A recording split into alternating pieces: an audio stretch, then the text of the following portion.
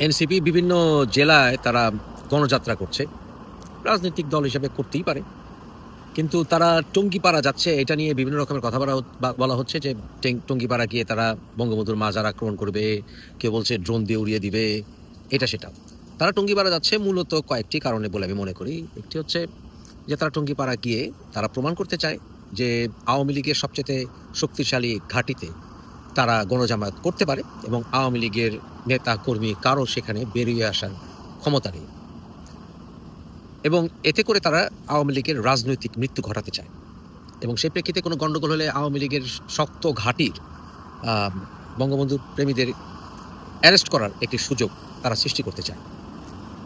আর আরেকটি কারণ হচ্ছে যে তারা সেখানে গেলে বিএনপি কোনো স্টেটমেন্ট দেয় কিনা সেটা তারা দেখতে চায়। যদি বিএনপি কোনো স্টেটমেন্ট দেয়, উত্তেজনা যদি কিছু সৃষ্টি হয় এবং বিএনপি যদি বঙ্গবন্ধু মাজার আক্রমণ বা অবমাননার বিরুদ্ধে স্টেটমেন্ট দেয়, তাহলে তারা যেটা করবে যে তারা বিএনপি এখন আওয়ামী লীগের পুনরুত্থান চায়, আওয়ামী লীগকে রাজনীতিতে পুনর্স্থাপিত করতে চায়, বিএনপি আর আওয়ামী লীগ একই, এইটা জাতির কাছে তারা প্রমাণ করতে চাচ্ছে।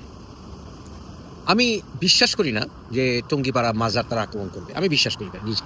কেন করি না? কারণ টঙ্গিপাড়া মাজার যদি তারা আক্রমণ করে তাহলে সেইটা হবে 32 নাম্বার ভাঙার চাইতেও বহুগুণে রাজনৈতিকভাবে তাদের জন্য ক্ষতিকর। এটা তাদের রাজনৈতিক কবর রচনা করবে।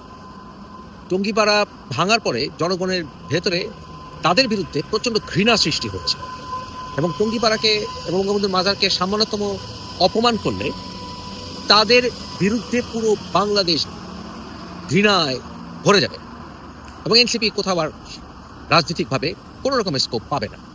এনসিপির ভেতরে আরও ভাঙন সৃষ্টি হবে এবং আমরা আরও জাগরণ দেখতে পাবো জামাতের বিরুদ্ধে, কারণ এনসিপি জামাত এক হিসেবে ধরে নেওয়া হচ্ছে। এবং আপনাদের দেখতে হবে যে 16-তে তারা এটা করছে, 19 তারিখে আবার সোহরাওয়ার্দী উদ্যানে এই রাজাকাররা জামাত তারা তাদের গণসমাবেশ ডেকেছে মূলত 71-এ 7ই মার্চের ভাষণকে অপমান করার জন্য।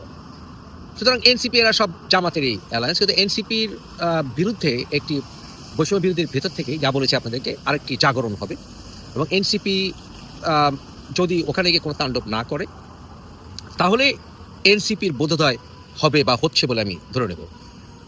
বঙ্গবন্ধুর 32 নম্বর ভাঙায় কোনো আসা যায় না, কারণ কি জানেন, আমরা ব্যথিত হয়েছি, কিন্তু 32 নম্বর আবার গড়া যাবে পিস বাই পিস।